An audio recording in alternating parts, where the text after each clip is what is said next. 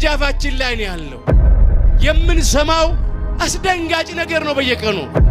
ስለዚህ ሁሉ ጊዜ ተዘጋጅተን ልንኖር ያስፈልገናል።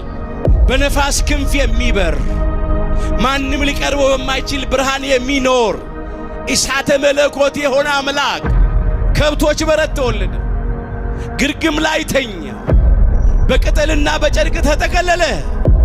ሰቅለው እንደሚገርሉት እያወቀ ተከትሏቸው ሄደ።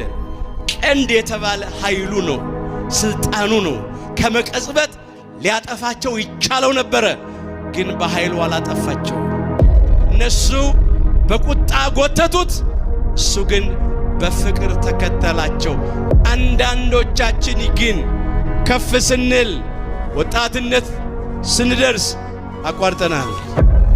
ከዚህ ከትሑቱ በግ፣ ከዋሁ በግ፣ ከቀራንዮ በግ፣ ከእግዚአብሔር በግ፣ ከአምላካችን ከጌታችን ከመድኃኒታችን ከኢየሱስ ክርስቶስ ቅዱስ ሥጋ ክቡር ደም ተለይተናል።